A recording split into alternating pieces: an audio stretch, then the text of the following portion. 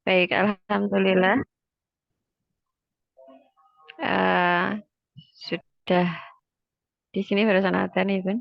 Baik, alhamdulillah. Oh, kembali lagi untuk kasus flu. Sekali lagi bahwasanya flu itu salah satu penyakit akibat serangan angin. Angin bisa angin dingin maupun angin panas. Tetapi jika cuacanya basah seperti ini, biasanya karena serangan angin dingin. Makanya jika serangan angin dingin itu akan jauh lebih mudah penanganannya. Ya, berarti diobati dengan sesuatu yang bersifat panas. Artinya dilawan dinginnya. Nah, obat-obatan yang beredar di pasaran, maksud saya bukan yang diresepkan oleh dokter, tetapi yang ada di toko-toko, itu sifatnya biasanya akan mengeluarkan cairan dan juga membuat ngantuk. Karena apa? Dengan kita tidur, suhu tubuh kita, tubuh kita itu akan mengalami eh, apa ya namanya? Jadi kayak proses menghangatkan tubuh. Jadi kalau misalkan kita tidur, yang semula kita itu dalam kondisi kedinginan, kalau kita tidur, biasanya suhu tubuh itu akan otomatis naik gitu loh. Nah, itu juga yang menyebabkan istirahat itu kenapa kok bisa memulihkan stamina juga. Karena memang secara otomatis saat kita tidur itu suhu tubuh akan naik beberapa derajat, tergantung kondisi. Jika kondisinya, makanya kan kalau kita dalam kondisi sehat gitu kan, kadang-kadang tidur itu selalu berkeringat, meskipun tidak pakai selimut. Tetapi jika kondisi kurang fit, biasanya pakai selimut itu terus nyaman gitu. Setelah tidur itu nyaman. Nah, artinya selain juga kalau yang ada di pasaran itu dia mengeluarkan cairan. Jadi biasanya setelah minum itu selalu minum obat gitu kan, itu berkeringat. Nah, cairan itu untuk mengurangi tumpukan cairan yang ada di tubuh kita karena serangan dingin. Jadi ingat kemarin hukumnya bahwa dingin itu akan menghasilkan cairan. Sifat dingin itu akan menghasilkan basah. Nah, cairan itu bersifat basah kan, kalau dipegang basah itu. Nah, maka dingin itu memunculkan atau mengakibatkan cairan bertumpuk. Nah, karenanya kenapa obat-obatan di pasaran itu eh, jika kita konsumsi itu obat flu ya, itu selalu mengeluarkan cairan lewat keringat gitu ya. Nah, sebenarnya seandainya tidak memakai obat-obatan di pasaran itu juga sebenarnya bisa eh, ada rempah dapur yang bisa dimanfaatkan yang bersifat panas yaitu jahe. Jahe itu jika eh, dikonsumsi beserta kulitnya, dia mengeluarkan cairan. Jadi kulit jahe itu bersifat diuretik. Jadi dia mengeluarkan cairan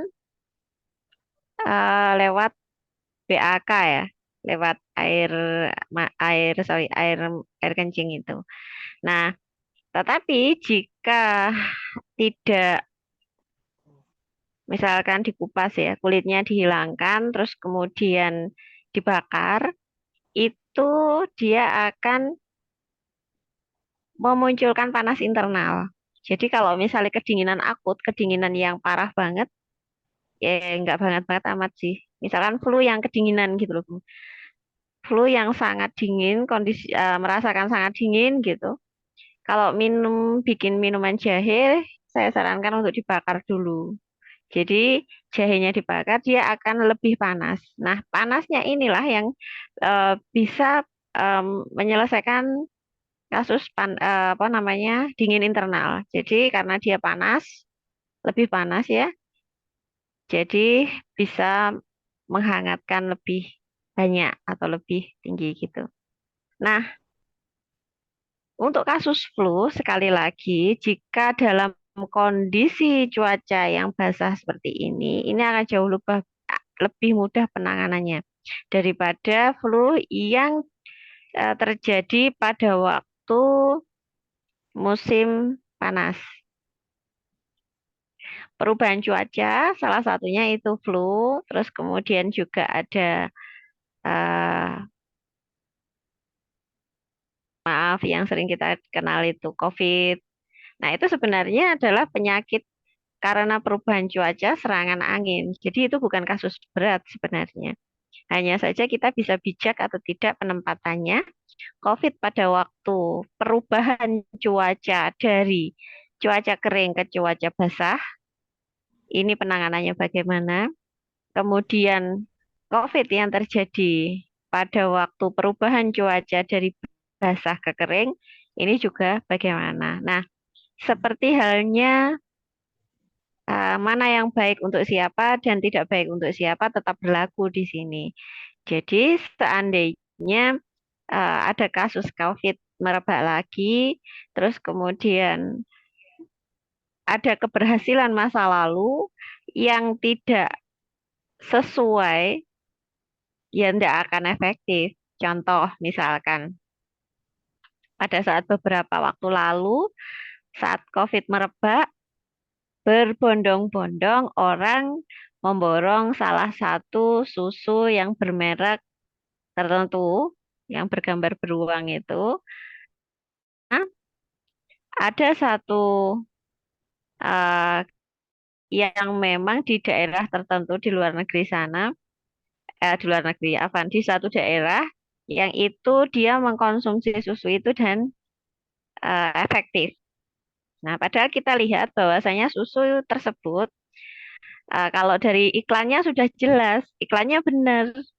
Jadi ada daerah yang sangat tandus, kemudian muncullah itu si naga itu, kemudian ada susu. Nah, susu itu ada apa? Jadi kayak ada saljunya gitu kan. Nah, berarti susu ini sifatnya bagaimana? Gitu. Kita bisa lihat di sana. Penempatannya bagaimana? Kalau memang susunya sudah bersifat dingin, ya jangan untuk kasus yang memang terjadi pada cuaca yang basah, nggak akan efektif. Tetapi jika susu itu bersifat dingin, akan sangat efektif jika dikonsumsi atau diberikan kepada pasien yang memang terdampak COVID ini, terdampak kasus itu di dalam cuaca yang kering. Jadi berlawanan, itu akan sangat efektif. Makanya sekali lagi diilmui dan jangan latah.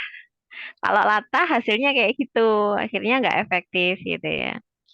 Nah, itu tadi seputar masalah flu ya, Bun. Jadi mandi atau tidaknya tetap tergantung kondisi tubuhnya. Ngaten ya? Baik, sudah bergabung lagi bersama kita beberapa bunda. Oke, sambil menunggu yang lain kita buka dulu. Ini tadi belum dibuka soalnya. Baik, kita buka dulu kajian kita malam ini. Assalamualaikum warahmatullahi wabarakatuh. Waalaikumsalam warahmatullahi wabarakatuh. Alhamdulillahirabbil alamin. Asyhadu alla ilaha illallah wa asyhadu anna abduhu wa rasuluh. Rabbi shrahli sadri wa yassirli amri wahlul 'uqdatam min lisani yafqahu qawli. Allahumma sholli ala sayyidina Muhammad wa ala alihi. Baik, alhamdulillah Ayah Bunda yang dirahmati Allah, kembali lagi bertemu dengan saya Umu Maulid yang akan selama kurang lebih 1,5 jam ke depan akan membahas tentang bagaimana mensyukuri nikmat lewat penjagaan dan perawatan fisik dan tubuh kita sesuai dengan sunatullah. Insya Allah kita belajar bersama karena memang ilmu ini bukan punya saya, ilmu ini dari Yang Maha Ilmu, dan kebetulan saya mendapatkannya lebih dulu. Jadi kita nanti akan bersama-sama belajar. Ngaten nggih. Alhamdulillahirabbil alamin. Sekali lagi kita sangat bersyukur meskipun kita bertemu secara virtual, tapi insya Allah tidak mengurangi niat kita untuk menjaga silaturahmi ini ya Bun.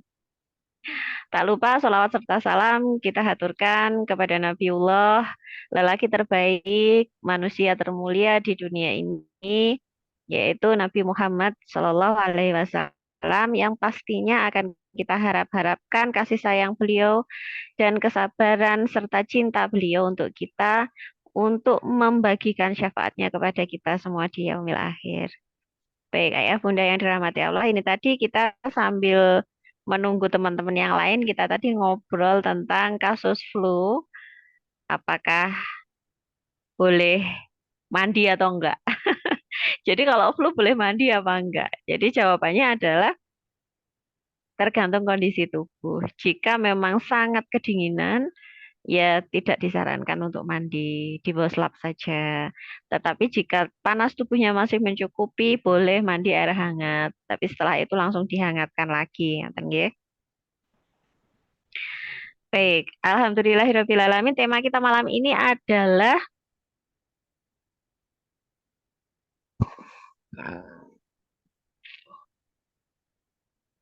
menjadi pemenang Ramadan. Saya share sebentar ya untuk materinya.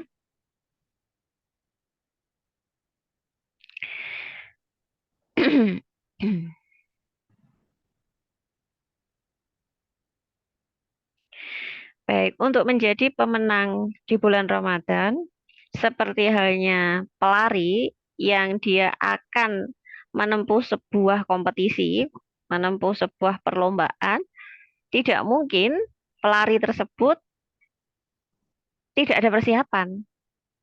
Nah, untuk menuju sebuah kompetisi yang luar biasa, yang dia apa namanya sangat sangat dia harapkan kemenangannya, pasti jauh-jauh hari dia akan mempersiapkan itu. Persiapannya berupa apa? Dia akan berlatih se apa namanya sekuat tenaga, kemudian menjaga kondisi tubuhnya untuk mempersiapkan sebuah event besar yang menurutnya itu sangat luar biasa eh, ininya untuknya gitu. Nah, begitu juga dengan kita para muslim dan muslimah yang pastinya kita tahu keutamaan-keutamaan bulan Ramadan yang sangat luar biasa dan ini hanya terjadi setahun sekali, maka akan sangat rugi sekali jika kita melewatkannya begitu saja. Maka seperti halnya para sahabat dan tabiin-tabiin, eh, mereka beliau-beliau ini mempersiapkan bulan Ramadan jauh-jauh hari sebelumnya, baik fisik maupun ruhiyahnya. Ruhiyah ya tentang keilmuan tentang Ramadan, fikih dan seterusnya. Nah, itu ranahnya para ustadz ya. Nah, sedangkan fisik sudah berlatih pula bagaimana nanti di bulan Ramadan agar tetap fit dan memaksimalkan, mengoptimalkan ibadah-ibadah fisik yang pastinya membutuhkan kekuatan tubuh yang tidak apa membutuhkan kekuatan tubuh yang sangat kuat gitu loh. Nggak mungkin kan kalau misalkan kita mau sholat sunahnya kita apa namanya kita optimalkan.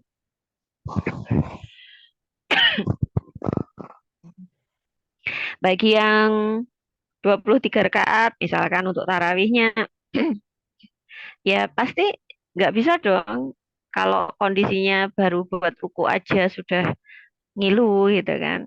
Ya nggak optimal gitu loh. Bisa tapi nggak optimal. Kemudian bagi yang 8 rakaat juga, tetapi kalau suratnya panjang-panjang ya berdirinya harus lama. Nah, ini nggak akan mungkin bisa dicapai jika kondisi tubuhnya tidak fit.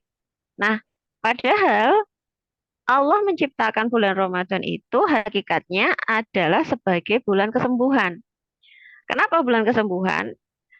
Kesembuhan iman yang futur, kesembuhan ruhiyah yang sedang sakit, kesembuhan eh, paradigma-paradigma dari keputusasaan dan harapan-harapan yang mungkin sudah mulai menyurut.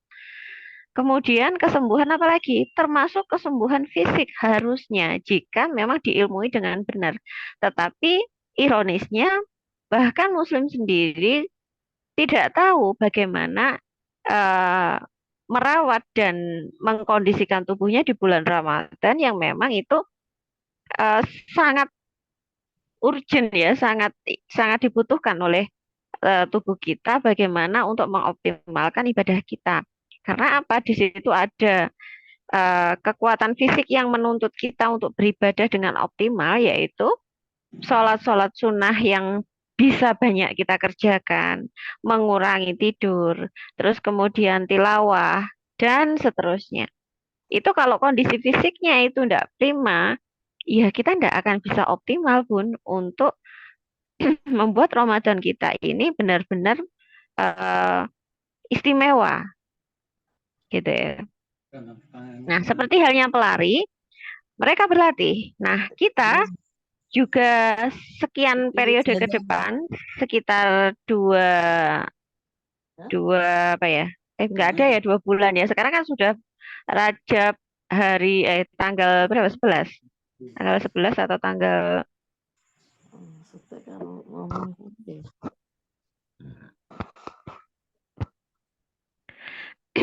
itu kira-kira ya sekitar kurang lebih 2 bulan kurang ya. Nah, ini harus segera kita persiapkan, Bun. Persiapannya bagaimana? Berlatih pasti. Kita berlatih untuk bagaimana apa saja nih target-target Ramadan yang akan kita penuhi nantinya. Misal, kalau kita mentargetkan bahwa misalkan tilawahnya dari Ramadan nanti kita akan targetkan eh, 5 kali khatam. Nah, berarti bagaimana breakdownnya?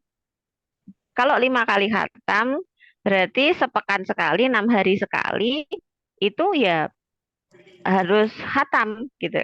Nah, untuk 6 hari sekali berarti perharinya berapa juz? Kalau 30 juz ya dibagi 6, berarti sehari 5 juz. Itu kalau 5 lah. Kalau maunya 10 kali khatam, berarti sehari 12 juz. Nah, sekarang pertanyaannya, jika seorang pelari berlatih tiap hari untuk memenangkan kompetisinya, bagaimana dengan kita?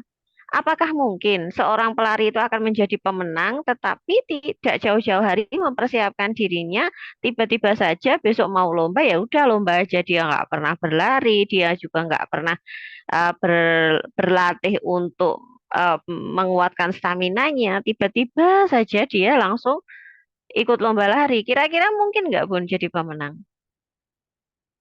Makanya nggak dijaga ininya dan seterusnya, terus kemudian dia bermalas-malasan, ya mana mungkin jadi pemenang.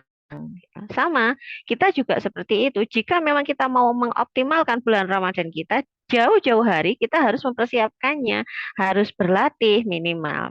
Jadi kalau misalkan maunya itu sehari nantinya di bulan Ramadan, misalkan per hari kita akan baca, misal ini 12 juz, ya berarti mulai sekarang di apa ya dibiasakan minimal berapa juz dulu, pekan pertama berapa juz dulu, kayak gitu. Terus kemudian sholat sunnahnya jika qiyamul lailnya kita mau nanti kalau setelah sholat tarawih kita mau qiyamul lailnya minimal 10 rakaat yang selain tarawih ya.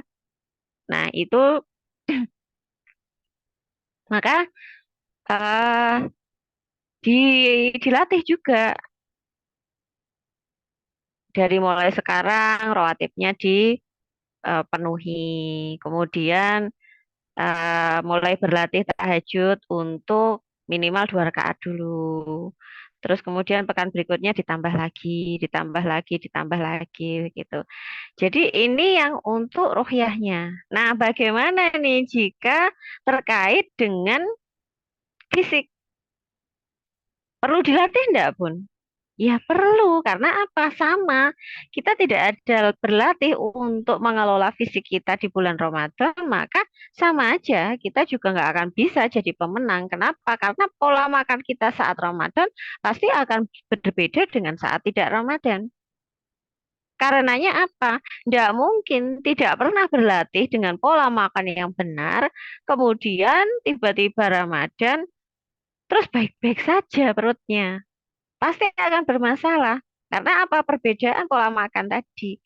Karenanya bagaimana caranya jika saat Ramadan itu kita bisa justru semakin sehat. Jadi yang sakit itu bisa sembuh, sehat gitu kan. Yang sehat makin sehat. Nah, fenomena yang ada di Indonesia hari ini justru sangat memperhatikan kita penduduk Indonesia yang mayoritas Muslim.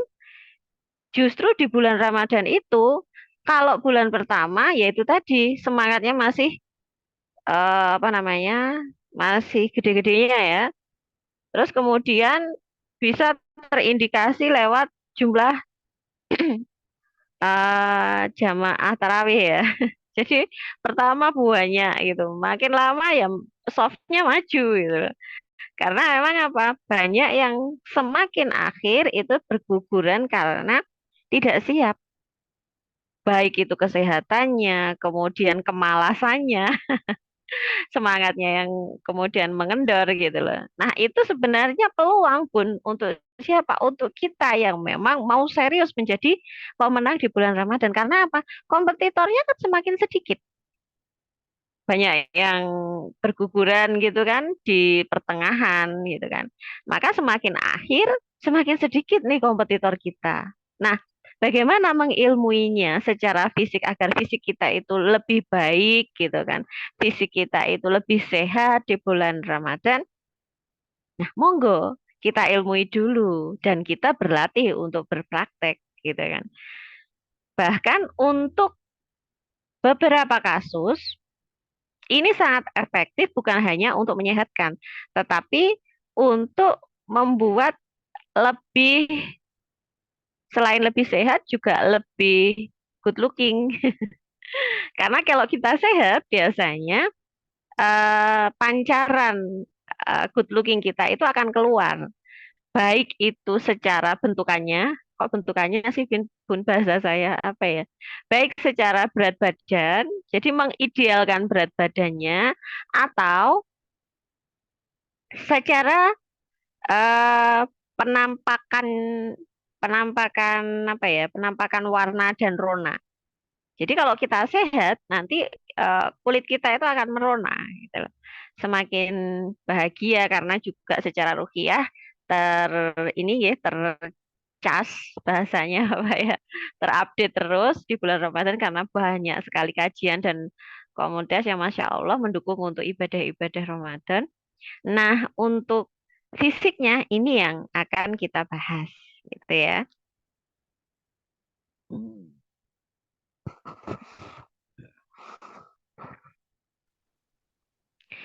Baik.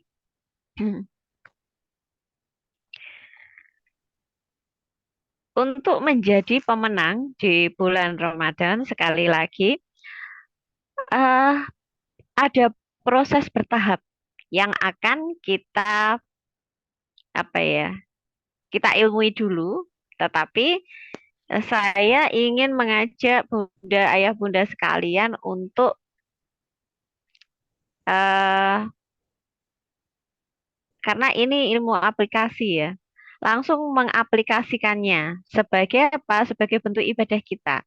Karena apa? Nanti yang akan kita pelajari adalah sunatullah, termasuk apa-apa yang memang dilakukan oleh Rasulullah. Jadi kita nanti bukan hanya mendapatkan sehat, tetapi pastinya kalau kita niatkan ini memang untuk ibadah kepada Allah, insya Allah ada tuntunannya. Karena memang Rasulullah melakukannya, gitu. Nah nanti step by step. Jadi insya Allah nanti rencana saya akan saya buatkan grup yang memang serius ingin menjadi pemenang di bulan Ramadan. Nanti step-stepnya akan kita evaluasi bersama-sama. Nah, itu nanti yang akan membedakan eh, Ramadan kita.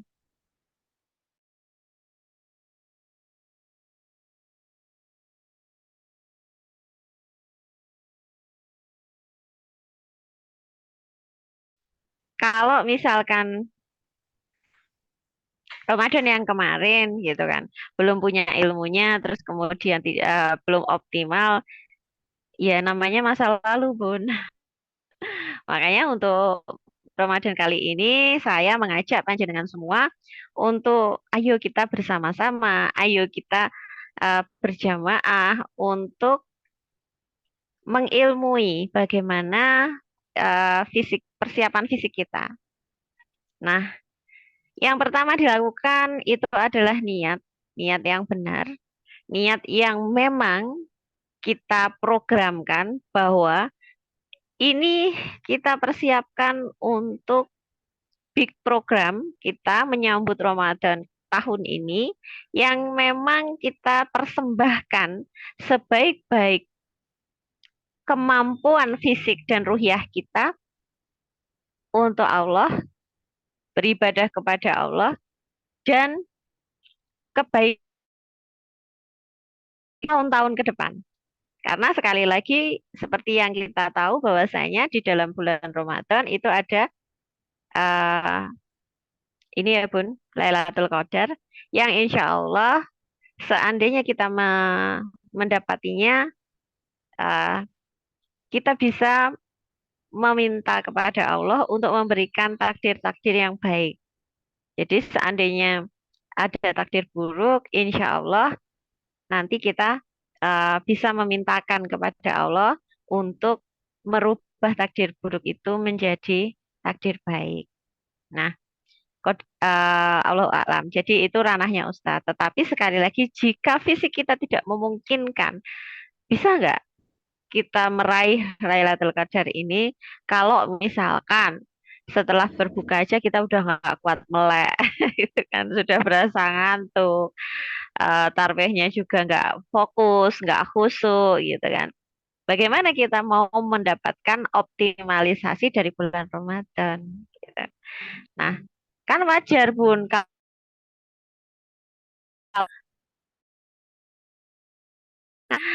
kalau misalkan makannya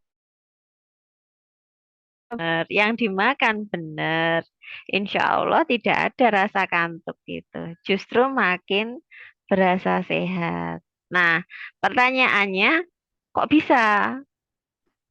Insya Allah bisa, hanya saja belum tahu, gitu kan. Baik, untuk persiapan fisik,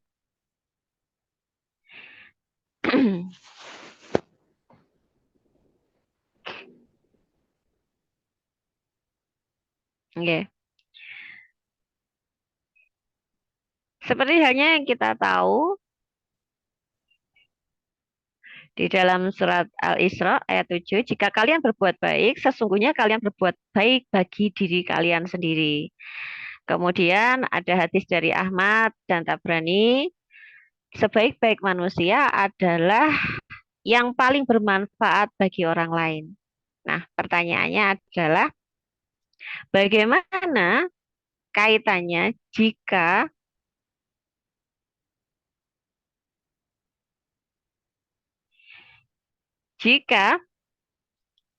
kita dalam kondisi yang kita sendiri sedang tidak sehat dan harus dirawat. Kira-kira kita akan menjadi pihak yang bermanfaat ataukah pihak yang yang dimanfaat apa yang dibutuhkan ya, atau ya pihak yang membutuhkan kebermanfaatan. Jadi kalau misalkan kita pas sakit terus kemudian harus dirawat, atau misalkan gini, sama-sama usianya 50 atau 60 tahun, yang satu itu masih bisa beraktivitas dengan baik, masih bisa sholat ke masjid, masih bisa ikut kajian kemana-mana dengan lancar. Dan yang satunya itu sudah tergeletak di tempat tidur. Apa-apa harus dilayani, apa-apa harus dibantu. Kira-kira lebih bermanfaat yang mana, Bun? Kalau memang belum bisa menebar manfaat yang seluas-luasnya, paling tidak jangan membebani atau membuat orang lain terbebani karena keberadaan kita. Minimal itu. Nah, kemudian jika kita sekali lagi terkait dengan Ramadan ini adalah ibadah yang kita tunggu-tunggu untuk optimalisasinya, ternyata kita sakit. Nah, apakah kita akan bisa menebarkan manfaat seluas-luasnya ataukah justru membutuhkan kebermanfaatan dari orang lain? Sebagai muslim yang baik, kita akan dianjurkan untuk memberikan manfaat, bukan yang menerima manfaat. Makanya, monggo ayah bunda yang dirahmati Allah, kita jaga kesehatan kita, insya Allah minimal sampai kita bertemu dengan Ramadan nanti, insya Allah dalam kondisi prima. Dan melewati bulan Ramadan, keluar dari bulan Ramadan dengan kondisi yang sangat baik, secara ruhiyah juga lebih baik, fisiknya juga lebih sehat, dan menjadi pemenangnya. Ngaten nggih. Nah, setelah kita mengetahui bahwa apapun yang kita lakukan untuk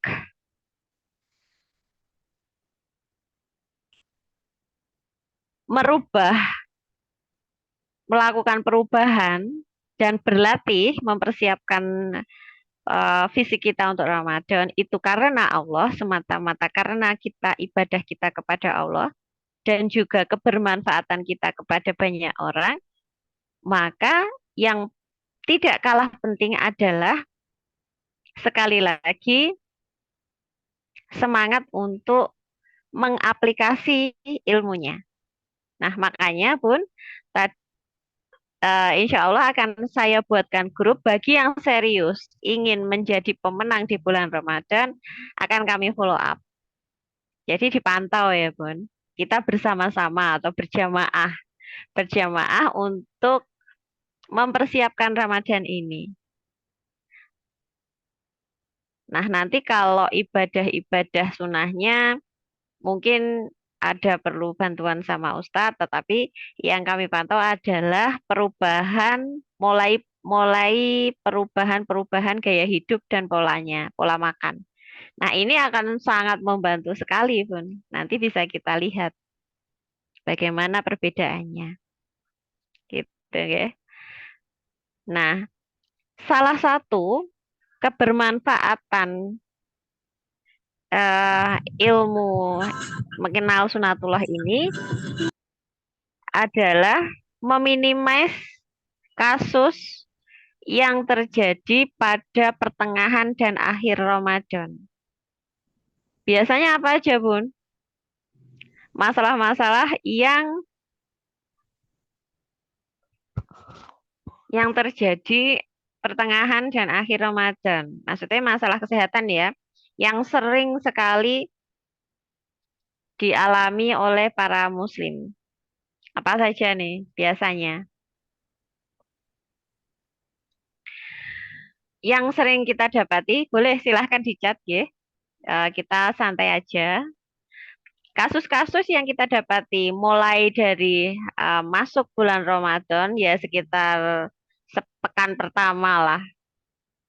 Sepekan pertama biasanya kasus-kasus yang sering terjadi itu biasanya batuk pilek. Apa kaitannya batuk pilek ini? Kok bisa? Nah, kemudian kalau Bu Erlin lambung tidak nyaman. Nah, ini dari hari pertama biasanya. Hari pertama kedua sudah dirasakan lambung tidak nyaman, terus kemudian eh, karena lambung tidak nyaman akhirnya nggak jadi kusuk pun biasanya gitu, atau harus butuh jeda untuk sholat isya atau sholat tarawih kayak gitu. Atau misalkan lagi biasanya tidak bisa diisi makanan. Nah, kok bisa gitu kan? Nah, nanti kita gali satu persatu. Nah, sedangkan itu di pekan pertama biasanya akan muncul batuk pilek. Kenapa? Karena ada perubahan pola makan. Yang biasanya makannya itu biasa-biasa aja gitu kan. Pas bulan Ramadan mintanya sirup dikasih es. Nah, demam pada anak. Karena apa? Haus banget. eh, Bunda inginnya apa ya? Memberikan yang terbaik untuk keluarga karena haus-haus dibikinkan es buah, es apa kayak gitu-gitu. Nah, itu biasanya perubahan ini karena terus-menerus tiap hari gitu kan, tiap hari harus ada es gitu kan, es dan buah gitu kan, esnya buah pula.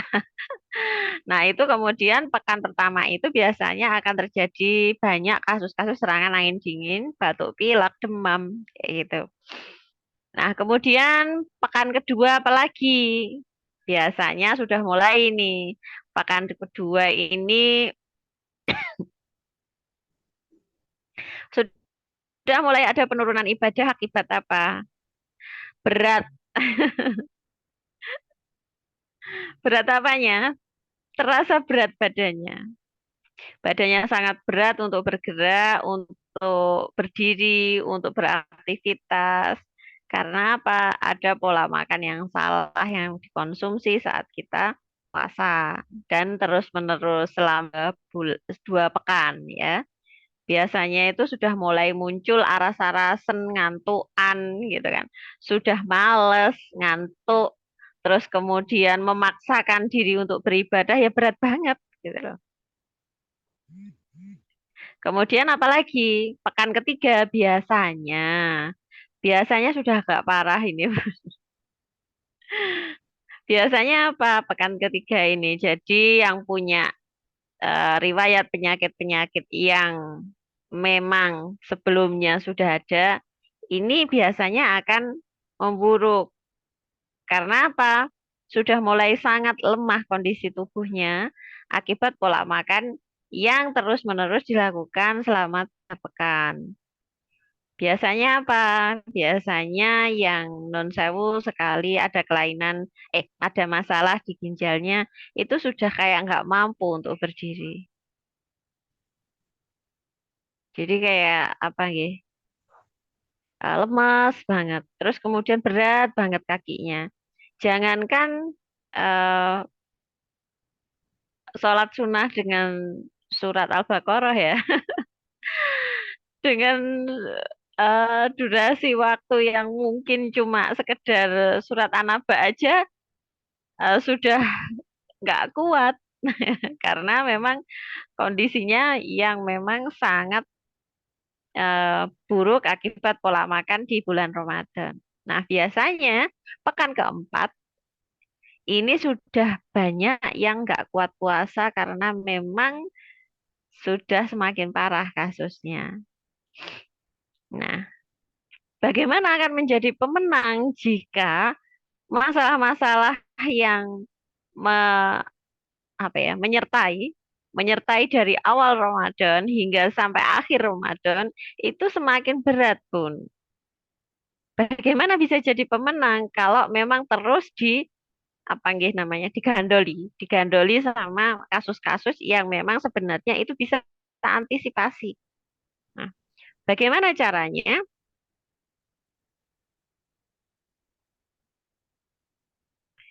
Bagaimana caranya untuk mengantisipasi itu? Kembali lagi kepada sunatullah. Kemarin kita sudah membahas tentang 4 kaidah dasar dalam pengelolaan dan perawatan tubuh kita. Nah, hakikat puasa itu adalah mengurangi cairan tubuh yang masuk. Gini, jadi cairan tubuh jangan dibayangkan hanya air minum ya, Bun. Tetapi cairan tubuh yang memang dibutuhkan oleh tubuh itu berasal dari semua hal yang kita konsumsi atau kita masukkan ke dalam tubuh kita. Apabila cairan tubuhnya dikurangi, maka gimana jadinya? Ya tubuh pasti tidak akan cairannya berkurang gitu aja. Kalau cairannya berkurang berarti apa? Lebih mudah panas. Jadi kalau penjenengan bergerak gitu kan, bergerak sedikit saja panasnya akan muncul. Karena apa? Cairannya sedikit. Nah, kenapa kok bergerak di bulan Ramadan? Ya jelas, kita kan otomatis nanti memperbanyak sholat sunnah. Gerak kan Bun itu? Kemudian sholat sunnah apa aja? Mulai dari rawatib, ya menambahkan selain wajib ya. Rawatibnya, terus kemudian sunnah duhanya yang biasanya 2 ditambah jadi 12 gitu kan. Kemudian tilawahnya yang kita harus fokus, harus apa namanya duduk dengan adab membaca Quran dan seterusnya. Itu posisi yang memang membutuhkan kekuatan fisik.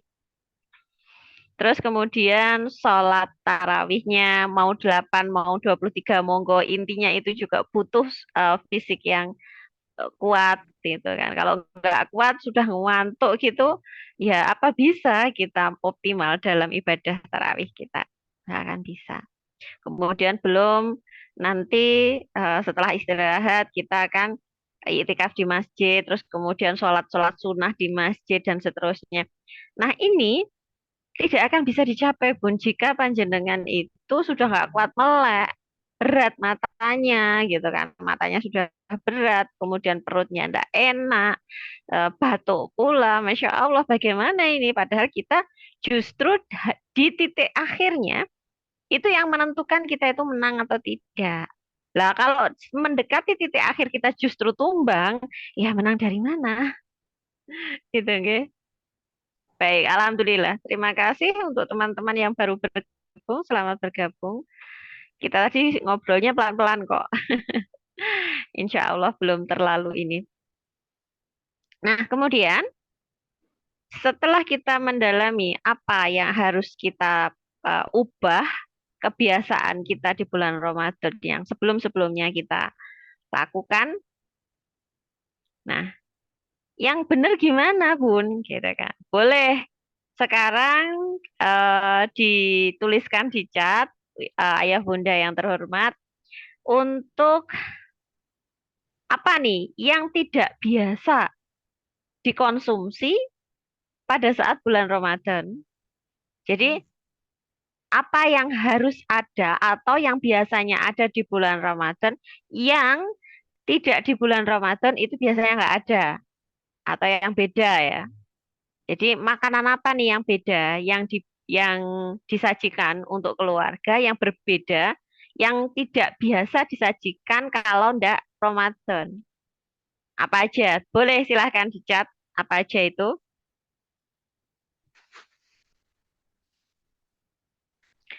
Apapun. Mungkin kalau di Jawa ya ada yang namanya kolak. Terus kemudian mungkin yang tidak mengenal kolak ada es sirup, kemudian es buah gitu kan. Eh, Kemudian ada lagi apa ya? Ya semacam itulah minuman-minuman yang memang menyegarkan. Karena apa? Berharap jika di siang hari kita sudah melewati panas terik, kemudian akan enak nih, akan nikmat nih untuk mengkonsumsi yang dingin-dingin, gitu kan. Padahal sekali lagi bahwasanya hakikat puasa itu adalah mengurangi terbentuknya cairan tubuh. Nah, jika cairan tubuh ini sudah berkurang, akibatnya apa, Bun? Tubuh menjadi lebih hangat, lebih panas. Nah, kalau tubuh sudah menjadi lebih hangat dan lebih panas, apa yang dilakukan saat berbuka puasa? Kita siram pakai es lagi, es buah ya. Akhirnya ada manfaatnya enggak puasa kita seharian tadi? Maksudnya manfaat di sini dalam artian kita yang seharian berlapar-lapar tadi, cairan tubuh kita yang sudah terkurangi gitu kan. itu akan terkontaminasi lagi saat kita berbuka. Padahal yang tadinya panas tubuhnya sudah cukup gitu kan, disiram. Nah, akhirnya apa? Dingin lagi gitu loh. Makanya kenapa terjadilah protes di dalam tubuh kita itu sebenarnya kan kalau ada rasa tidak nyaman, ada rasa pusing, ada rasa greges dan seterusnya, keluhan-keluhan itu adalah sebenarnya itu indikator organ kita meminta pertanggungjawaban kepada kita karena kesalahan kita yang mengizinkan sesuatu yang memang merusak organ kita itu masuk gitu. Nah, ini harus diilmui dengan pelan-pelan ya, biar kita semuanya bisa memahami itu. Nah, sebenarnya eh, syariat puasa itu baik sunnah maupun wajib, lepas dari keutamaan-keutamaannya ya, secara ruhiyah. Secara sunatullah, Allah perintahkan kita untuk berpuasa, sering-sering berpuasa, apalagi sehingga diwajibkan berpuasa di bulan Ramadan. Untuk siapa? Yang pasti untuk kebaikan manusia itu sendiri. Bukan untuk Allah, karena Allah tidak butuh gitu loh. Tetapi sekali lagi untuk kita. Jadi sebenarnya Bunda, jika ada masalah-masalah tertentu yang itu masalah-masalahnya tidak terlalu parah, sebenarnya jika pola makannya waktu kita berbuka dan sahur itu benar, kasus-kasus yang kita alami harusnya selesai saat Ramadan berakhir.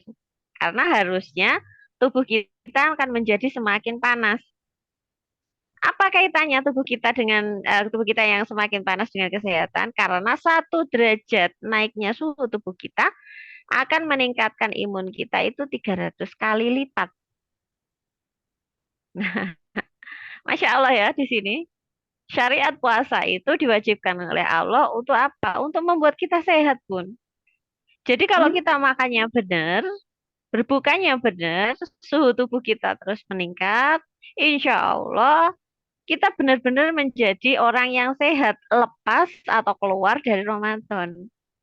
Tetapi kenyataan tidak seperti itu, justru malah kebalikannya. Nah, ini yang harus kita antisipasi.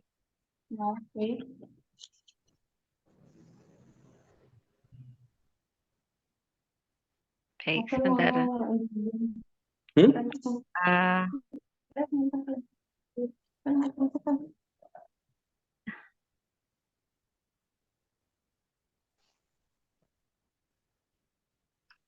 sebentar, ada feedback ya. Dari ngalim nang Zoom biasanya lebih.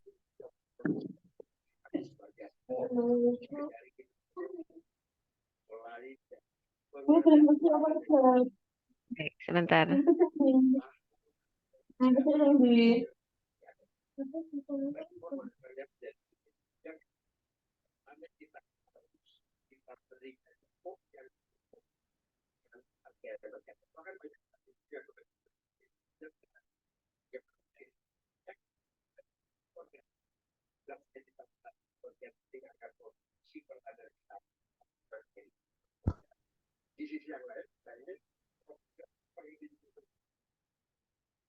Baik, mohon maaf, ada feedback ya.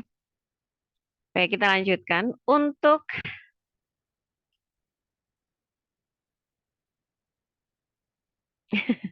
ya, Bunda Endang sering bikin terancam. Terancam apa, Bun? Terancam bahaya. Jadi terancam itu makanan khas dari daerah mana ya? Di Jawa Timur aja atau di Jawa yang lainnya ada ya? Itu makanan dari mentimun, Bun ya.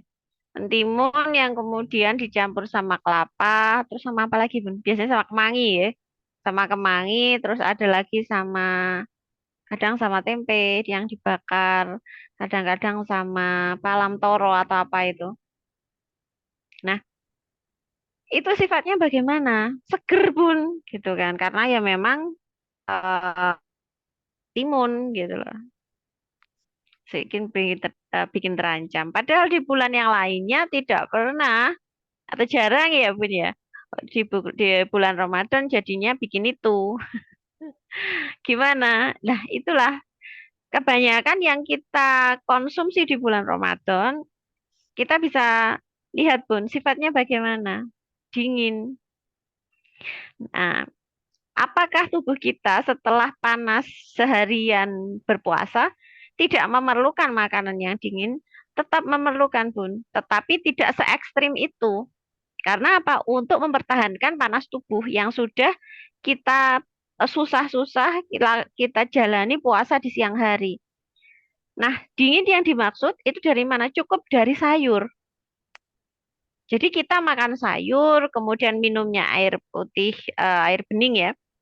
Air putih itu sering minum air putih, kemudian makan sayur yang berwarna hijau itu jauh lebih aman daripada penjenengan yang kemudian menuruti nafsu karena haus, minum es buah atau semacamnya, cola dan seterusnya. Kenapa cola ini saya bilang ini juga apa namanya dingin? Sebenarnya tidak lebih dingin dari es buah.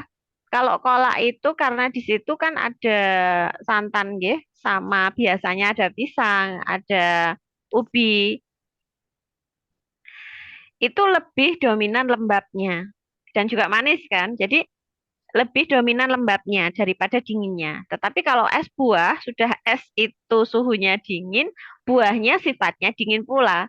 Jadi habis dipanasi gitu kan, di siang hari kita puasa, habis itu berbuka deng-deng gitu kan, langsung masuklah itu es buah bles gitu. Jadi kayak ibarat api itu langsung dikasih kain apa kain goni yang basah. Jadi kayak langsung dibos gitu.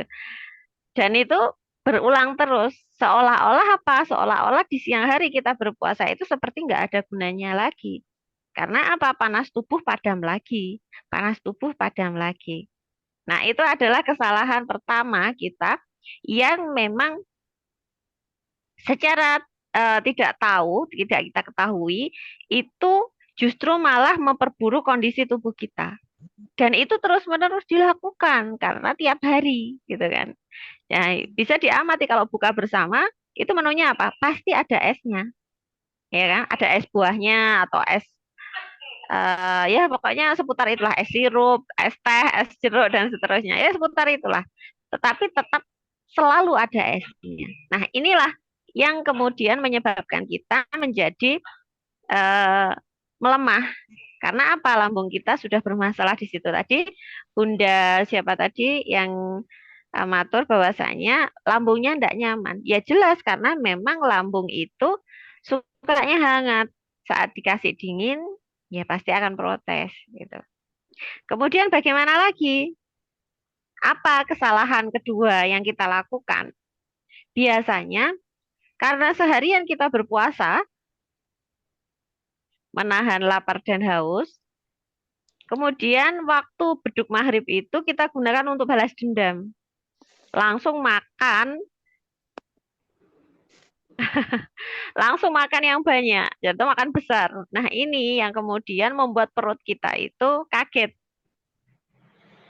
Nah makan yang baik itu bagaimana saat setelah perut kosong, prinsipnya tiga, yaitu sepertiga makanan, sepertiga air, dan sepertiga udara. Untuk lambung kita ya Bun. Maka untuk yang pertama kali yang baik untuk berbuka itu apa? Cairan. Cairan yang lebih mudah menggantikan cairan tubuh selama kita beraktivitas di siang hari berpuasa. Apa nih?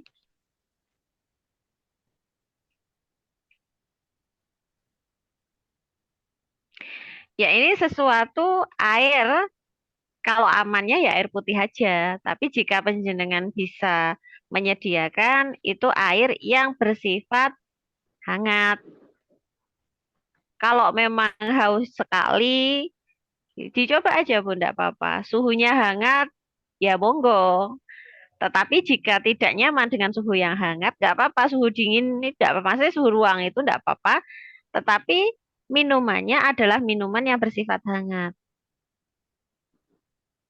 Contohnya apa? Bisa jadi itu yang hangat, hangat ukur-ukur, Bun. Hangatnya sedikit saja itu kayak air sereh gitu kan. Terus koktail, ada boleh buah tetapi sudah diolah koktail yang dicampur rempah itu mengurangi sifat dinginnya. Nah, sifat dingin dari buah itu bisa ternetralisir atau eh, terkurangi oleh rempahnya. Jadi kalau misalkan biasanya saya share di grup ya untuk resep koktail koktail buahnya itu yang tidak terlalu dingin. Dan insya Allah di lambung nanti nyaman. Nah, nanti kita share ya kalau sudah dibentuk grupnya insya Allah. Kemudian berarti kalau Ramadan itu berbuka dengan kolak tidak boleh ya, Bun? Loh, boleh, Bun. Hanya saja kalau bisa jangan tiap hari. Jangan banyak-banyak dan jangan tiap hari gitu loh. Jadi yang aman itu. Jadi saya sendiri seorang istri dan juga seorang ibu yang sangat memahami secara kita itu ingin menyajikan yang terbaik untuk keluarga kita. Tetapi jika itu justru mencelakakan, setelah ditemui, kita tahu bahwa itu justru mencelakakan anggota keluarga kita, ya pasti dong kita akan menghentikannya, tidak akan menyajikannya lagi. Gitu ya, Bun ya, bisanya. Tetapi kalau kita sudah tahu ilmunya dan kita tetap melakukannya, itu namanya ya apa ya? Berarti ya nggak apa-apa aja kalau keluarganya kemudian menjadi bermasalah di bulan Ramadan, menjadi sakit dan seterusnya. Ya konsekuensinya sekali lagi semuanya itu bersyarat, ya. Kemudian Assalamualaikum Bu Ustazah, kalau kepala bagian bawah kanan senut-senut itu kenapa ya Bu? Oke, Waalaikumsalam Bunda Febi. Untuk kasus kita bahasnya kalau nanti ya kalau sudah selesai atau di awal pertemuan ya sambil menunggu yang lain untuk kasus kita bahas tentang materi dulu karena kalau kasus itu nanti nggak selesai nanti materinya. Kemudian Bunda Mentri, kalau di Bandung buka puasa wajib harus kudu ada gorengan atau bala-bala, Masya Allah, bala-bala atau gorengan ya. Nah, bala-bala atau gorengan ini juga harus kita waspadai karena apa? Untuk gorengan ini adalah makanan yang eh mohon maaf, makanan yang memang terkategorikan berat untuk dicerna, ya. Apalagi gorengannya itu yang ada tepungnya, Masya Allah. Sekali lagi gorengan yang bertepung ya. Tepung itu sendiri, tepung itu sendiri sudah berat ya, dia menyerap air dan seterusnya. Nah, kemudian dicampur dalam bentuk gorengan pula, ada minyaknya, gitu kan. Dan minyaknya mungkin juga bukan minyak yang sekali pakai, beberapa kali pakai aja. Itu sangat memberatkan lambung kita. Jadi sebenarnya apakah tidak boleh gorengan, Bun? Boleh. Jangan tiap hari, Bun. Jangan banyak-banyak. Hanya sekedar ingin saja, nggak apa-apa. Beli gorengan satu untuk sekeluarga, ya. Terus kemudian itu tadi boleh, semuanya boleh. Tetapi sekali lagi jangan berlebihan. Boleh kalau pingin gitu kan. Pingin beli es buah satu untuk sekeluarga gitu kan. Hanya sekedar pingin aja gitu kan. Lebih amannya, ya.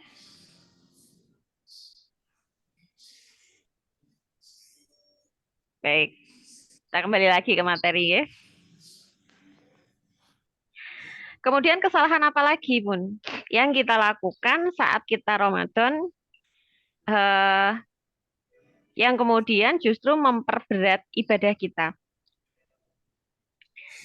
Tadi selain sekali buka beduk maghrib langsung makan banyak. Nah, itu membebani lambung. Karena apa? Sudah seharian dikosongin, kemudian langsung dikasih makanan besar. Akhirnya apa? Ya kewalahan lambungnya. Karena apa? Barusan tidur, ibarat kita ya, barusan tidur, kemudian langsung dibangunin, langsung suruh ngangkat galon misalkan. Kan kayak gimana gitu ya? Ya bisa, tetapi loading. Loh, kan kayak orang bingung gitu kan. Langsung dibangun, langsung suruh ngangkat galon, dikasih galon gitu kan. Bingung gitu. Nah, begitu juga dengan lambung kita. Maka baiknya bagaimana bertahap? Kita minum dulu atau makan kurma dulu gitu kan, seperti halnya yang dicontohkan oleh Rasulullah gitu. Kenapa kurma? Sekali lagi di dalam kurma itu sifatnya lembab hangat, maka akan sangat baik untuk lambung kita ya. Jadi lembab itu manis itu sifat manis, manis itu sifatnya lembab, rasa manis itu bersifat lembab, maka dia akan melembabkan lambung. Dan itu tidak banyak kan, hanya beberapa saja. Kemudian air putih. Air putih itu tidak harus langsung banyak. Sekali lagi, minum air putih itu juga harus sedikit-sedikit. Jadi minum air putih, kemudian makan kurma. Terus gimana? Berhenti dulu, Bun. Sholat dulu, gitu kan. Sholat dulu. Nah, setelah sholat, dikasih jeda, kita habis sholat, barulah kemudian makan, gitu. Jadi makannya memang bertahap, tidak langsung semuanya masuk, gitu kan. Itu akan membebani lambung. Dan itu pula lah yang menyebabkan energi itu terkuras untuk lambung. Jadi energinya itu karena butuh eh, apa namanya, dia langsung dikasih beban berat, maka energi itu akan terforsir, terfokuskan pada pencernaan kita. Akhirnya apa? Nggak apa namanya, nggak cukup pun energinya untuk naik ke atas. Akibatnya apa lagi?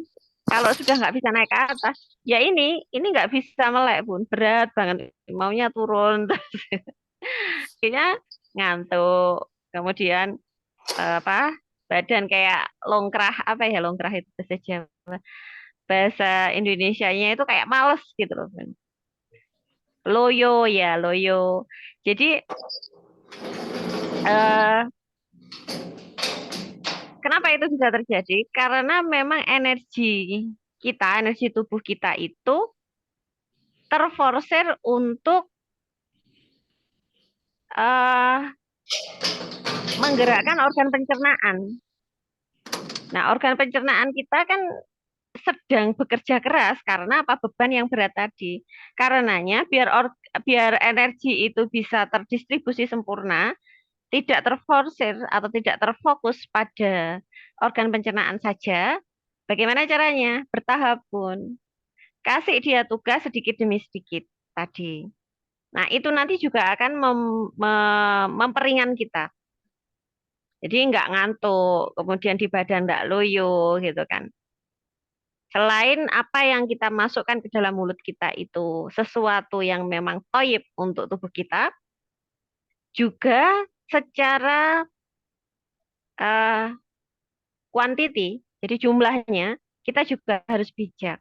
Jadi nggak kayak di ibarat kita makan itu kita pakai sendok satu-satu, nggak pakai scrub ya, langsung diguyurkan gitu.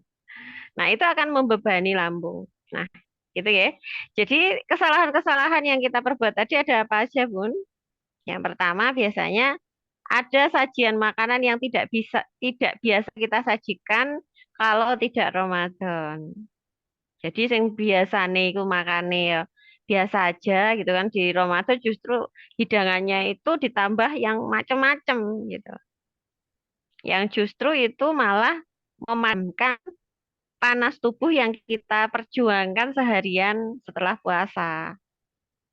Kemudian yang kedua itu tadi membebani organ pencernaan dengan makanan-makanan yang kita mau sekaligus. Makanya kenapa Rasulullah sendiri mencontohkan saat puasa bahkan beliau sering bertanya kepada Aisyah, adakah makanan, gitu loh, adakah makanan di rumah? Nggak ada ya sudah gitu loh. Adanya cuman kurma 3 butir ya sudah itu saja. Jadi nggak yang macam-macam gitu. Ramadan kemudian Rasulullah harus ada kolak, harus ada puding, harus ada es buah.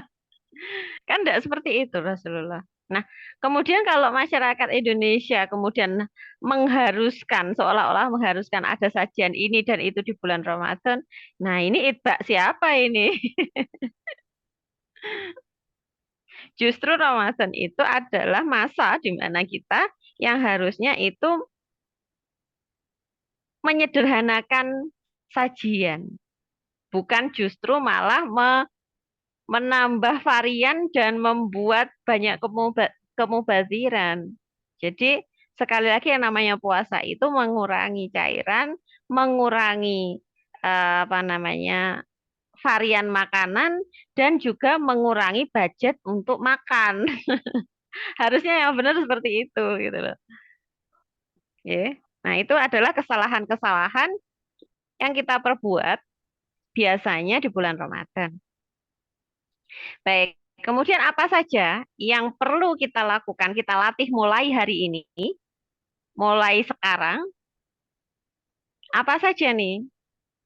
Yang pertama adalah kita kemarin sudah mengenali eh, pola makan ya, yang sesuai sindrom dengan 4 dasar sifat makanan, yaitu panas, dingin, lembab, kering gitu kan.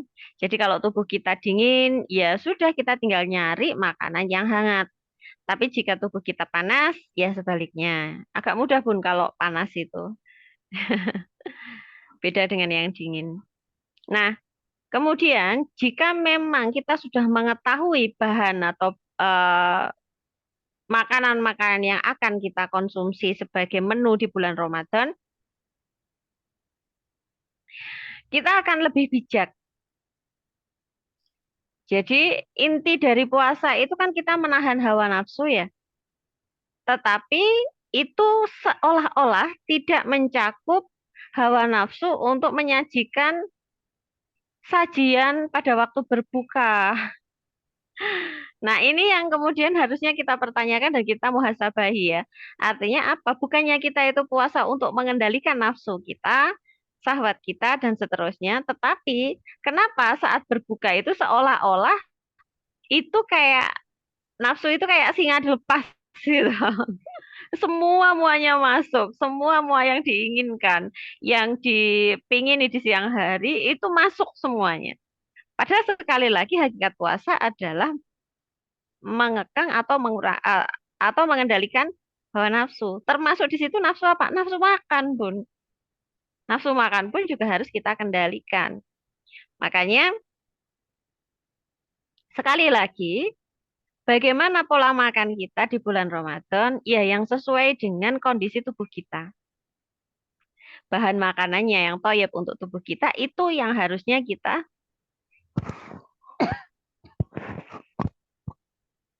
akan yang harusnya kita sediakan untuk keluarga. Jadi biar keluarga tetap sehat, tidak gampang sakit dan seterusnya.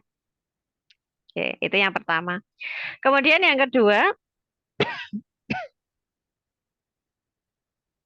apa nggih? Saya minum dulu.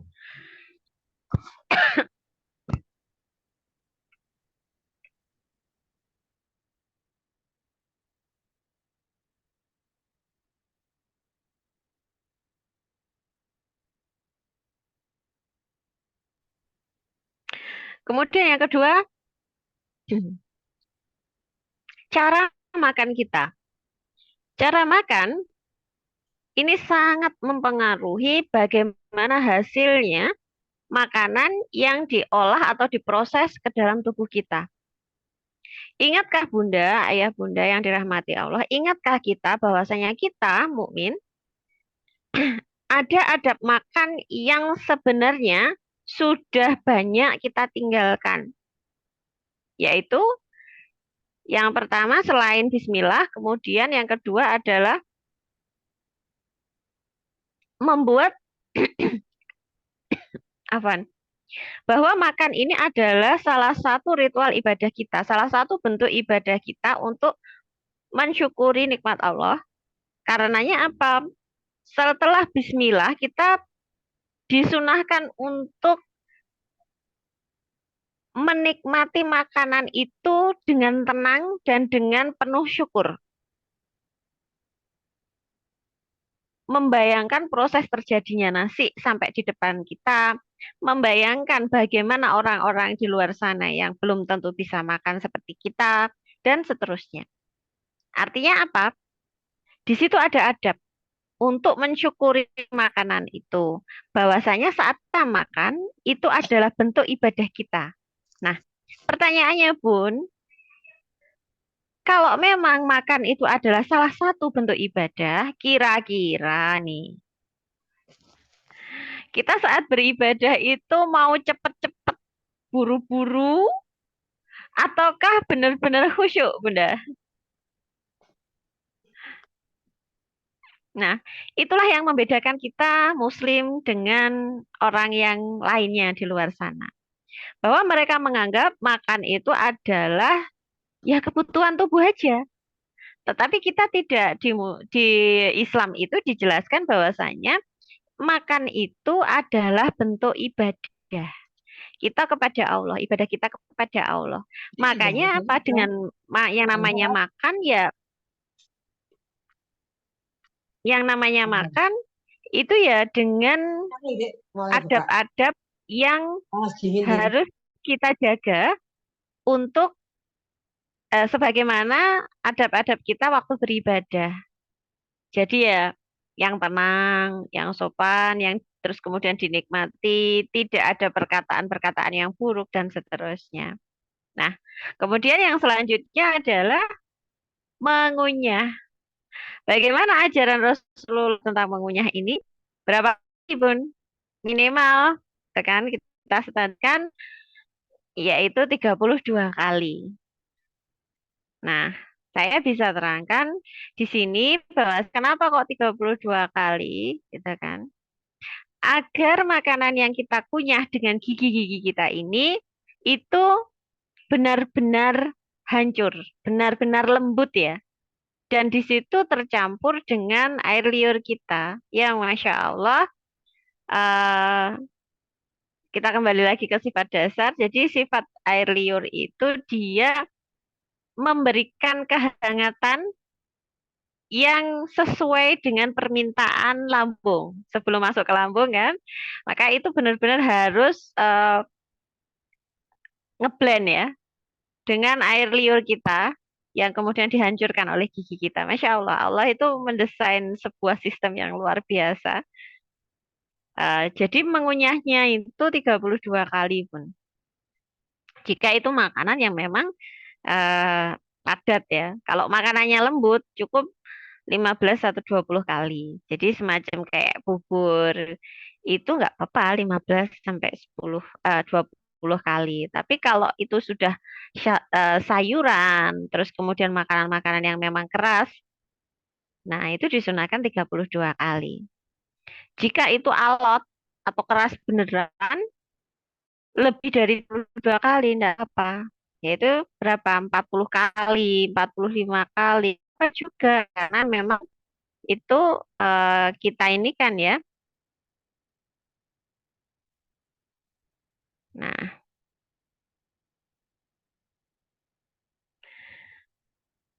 kenapa mengunyah ini eh, saya ingatkan kembali Bunda, karena dengan mengunyah yang banyak kali ini, kita sebenarnya sudah mengurangi banyak masalah. Satu, lambung yang tidak nyaman tadi, insya Allah akan jauh lebih nyaman jika kunyahan kita itu benar-benar lembut dan tidak terburu-buru.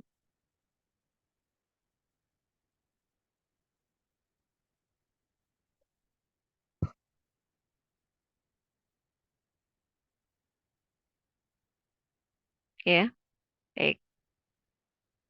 Jika kita tidak terburu-buru dan juga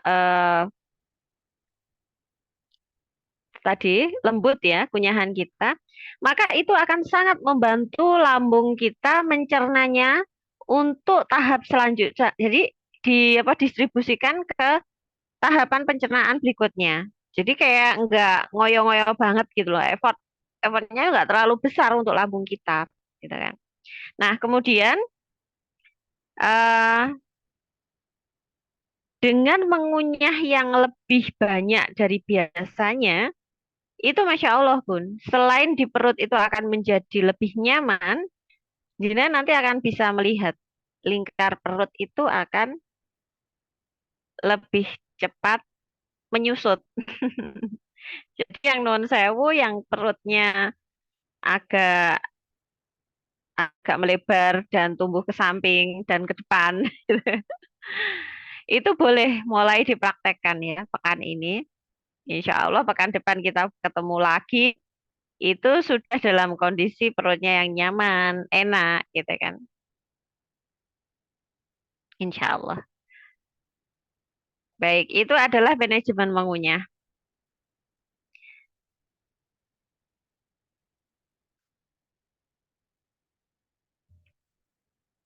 Nah, nanti di dalam grup, sekali lagi akan saya buatkan WA grup yang mulai mempraktekkan apa yang kita pelajari malam ini untuk diaplikasi di dalam kehidupan sehari-hari dan ada evaluasinya. Maka penjenengan mulai bisa merasakan saat kita ketemu minggu depan insya Allah. Metri. Giginya ompong, nggak bisa lama mengunyah. Oke. Intinya mengunyah itu membuat saliva kita menyatu dengan apa yang kita makan. Jadi kalau misalkan eh, ompong atau giginya ada yang lepas, justru malah lebih banyak. Karena apa? Memastikan bahwa makanan itu benar-benar sudah halus sebelum masuk ke pencernaan. Jadi kalau misalkan Bunda tidak bisa mengunyah lama, ya mohon maaf, diupayakan ya Bun ya. Atau sebelum masuk ke dalam mulut kita di ini kan, dihaluskan dulu pakai tangan atau pakai pakai apa ya? Pakai tangan lah intinya kan bisa digini-ginikan atau gimana itu terus kemudian dikonsumsi gitu ya. Nah, itu manajemen mengunyah. Jadi Bunda, saat kita sudah merubah pola mengunyah saja, nanti Bunda akan bisa merasakan perut itu insya Allah tidak akan ada keluhan yang tidak nyaman, begah, terus kemudian kembung, dan seterusnya. Afan.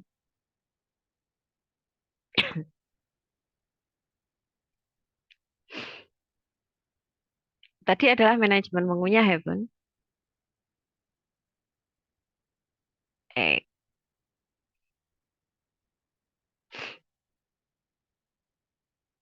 Kemudian yang kedua adalah tidak membiasakan mencampur makanan dan minuman sekaligus. Baik, kitabnya ada di situ.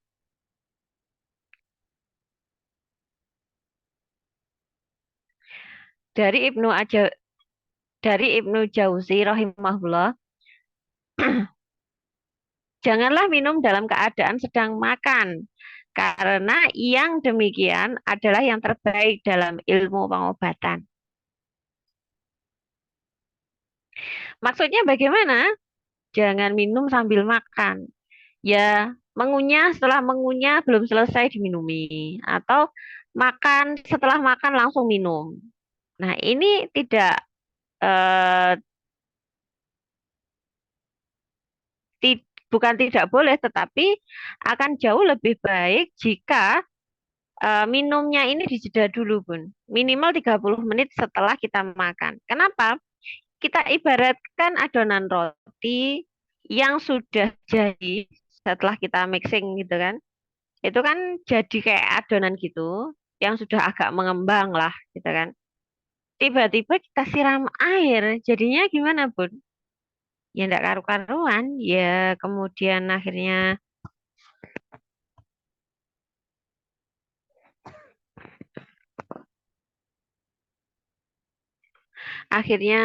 eh,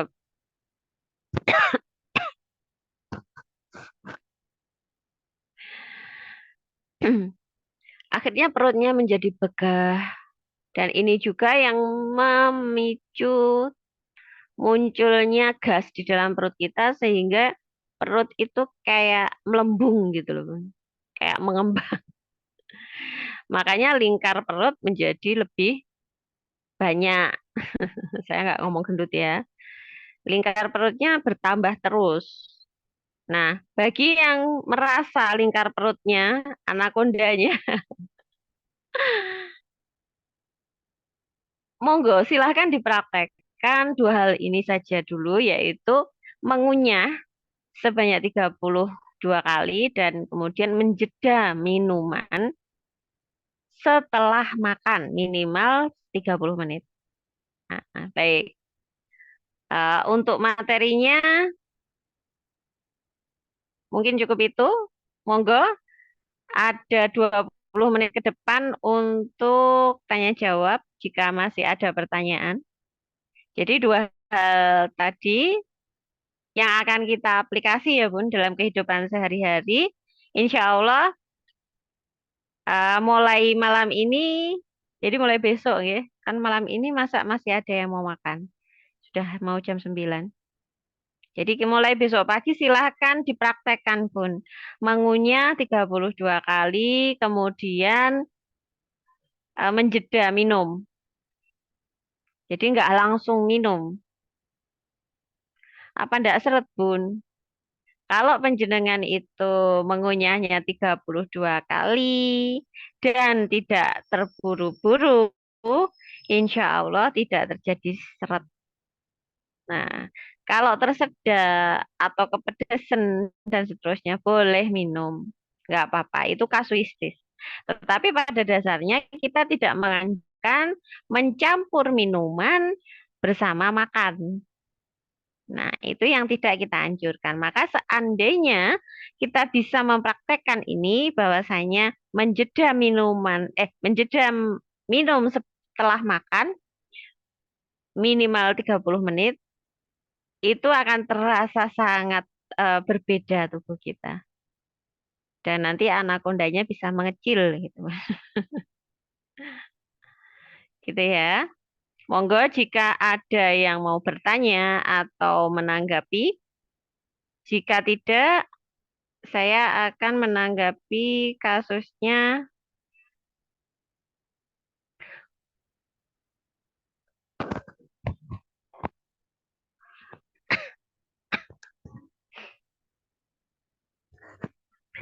Bunda Feby, kepala bagian bawah kanan, senut-senut. Itu kenapa ya, Bun?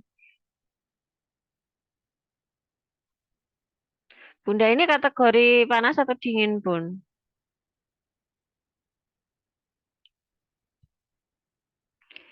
Baik, kepala area belakang, bawah, biasanya ini terkait dengan apa yang dipikirkan.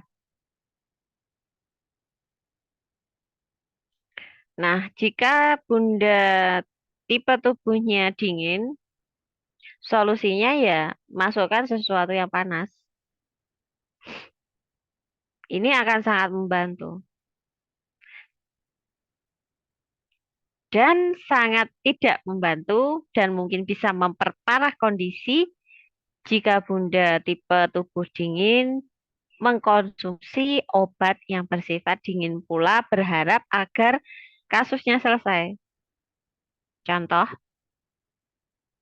karena pikirannya pas berat, kemudian minum nun sewu CTM, berharap bisa tidur. Nah, itu justru malah fatal pun. jika memang tubuhnya dalam kondisi dan tipe tubuh dingin dalam kondisi dingin, kemudian minum itu, gitu ya. Jadi untuk kepala Bunda Feby, ya, ini karena ini kasus, jadi saya harus lihat foto lidahnya dulu. Nanti kalau cuman sekedar kepalanya saja yang memang bermasalah ya udah dikasih minum jahe atau sesuatu yang panas. Jadi kalau misalnya kurang panas, jahenya dibakar terus prek gitu kan. Kurang panas lagi dikasih itu merica, Bun. Nah, itu insya Allah akan mensolusi.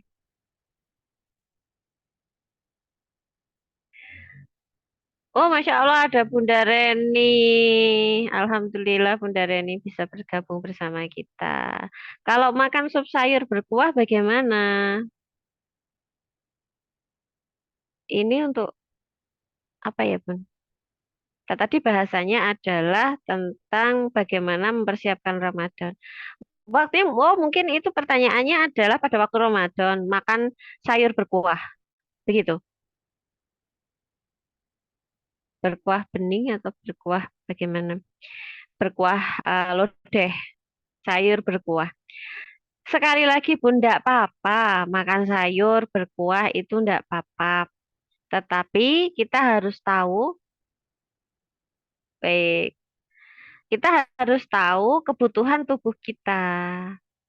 Jadi kalau memang sayurnya yang berkuah itu bersifat dingin, macam apa nggih kalau di sini namanya sayur kunci, bayam sama jagung itu loh Bun. Itu dingin sekali. Tidak kami rekomendasikan Bun kalau itu. Tetapi kalau sop begitu kan, sup, sup apa ya? Sup yang ada sayurnya, yang ada iganya, nggak apa-apa Bun. Atau sup yang kemudian sup sayur dikasih apa namanya ayam dan seterusnya. Jadi kalau misalkan makan sayur sup berkuah di bulan Ramadan ya ini konteksnya, tidak apa-apa.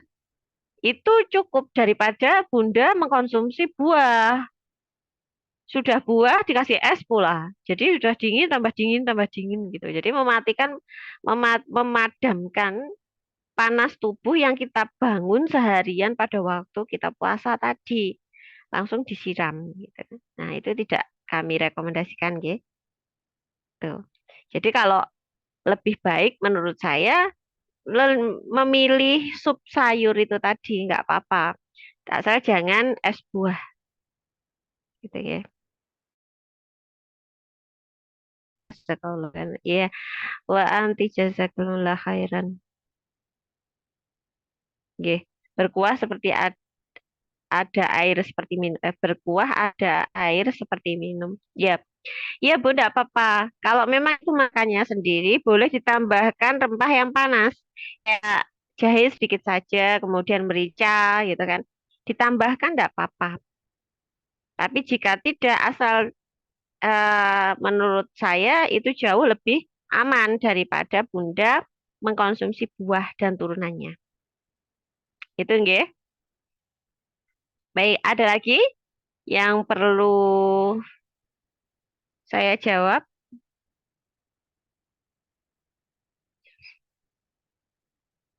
Silahkan yang mau bertanya.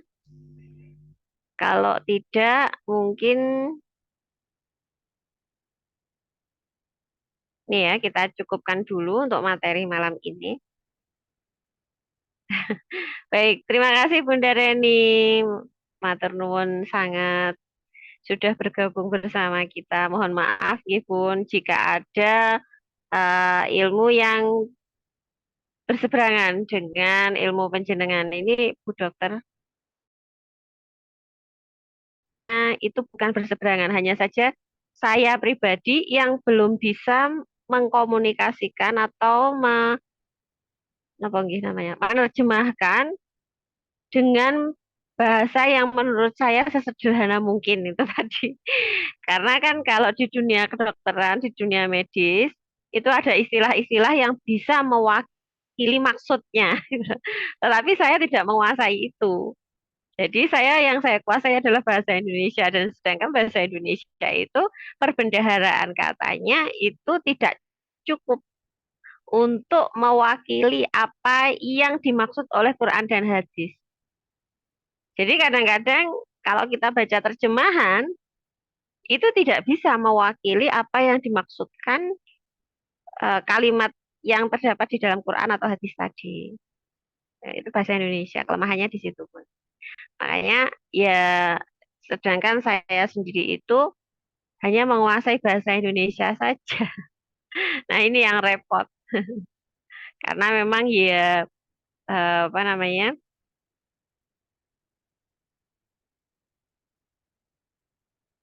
Untuk di negara kita yang aman itu ya bahasa Indonesia ya, nasional. Baik, ada lagi pertanyaan? Jika mboten, kita cukupkan dulu pertemuan kita malam ini. Sekali lagi, bahwasanya jika ada benarnya, itu adalah semata-mata dari zat yang maha ilmu. Tetapi jika ada kesalahan, itu pribadi saya lah yang memang masih fakir ilmu. Baik, Masya Allah, ayah bunda yang dirahmati Allah, mungkin kita cukupkan dulu nggih malam ini. Sudah pukul 20 lebih 50.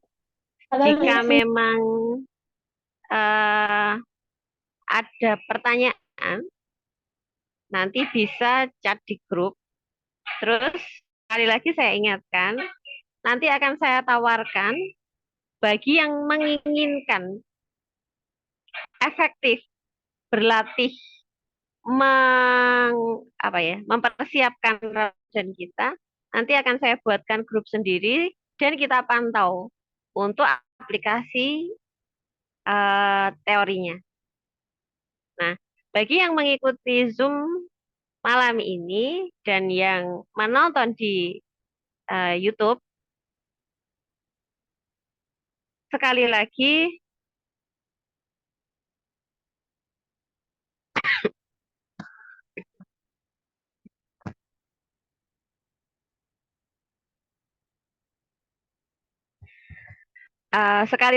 mohon maaf.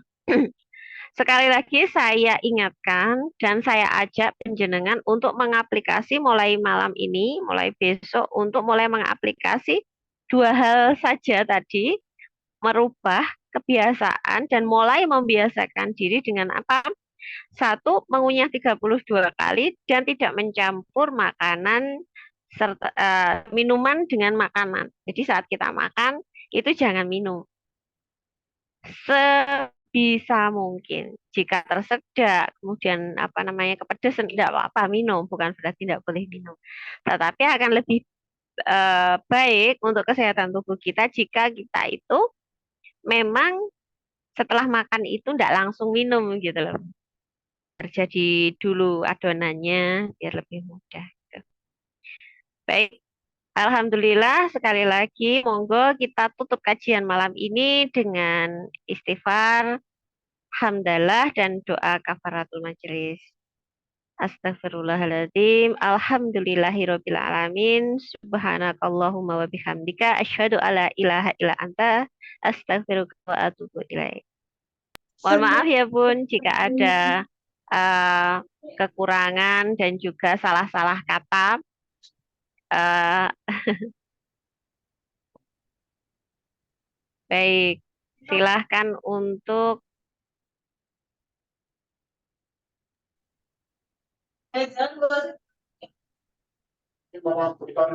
keluar. Oh, belum ya. Baik, saya mohon maaf ya Bun.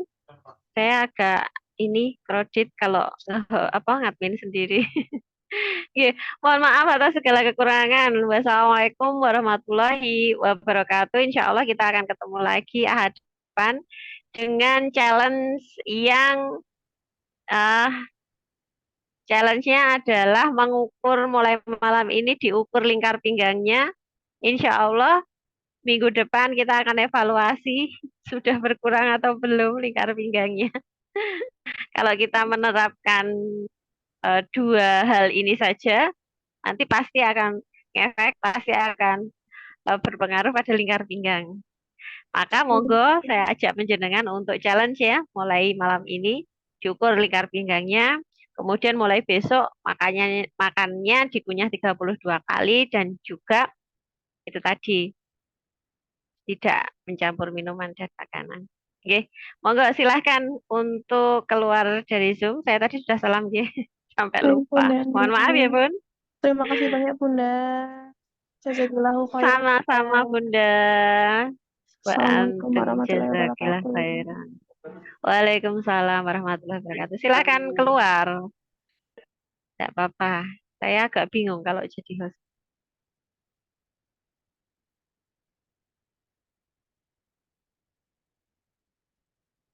Eh, saya akhiri ya, Bun. Terima kasih.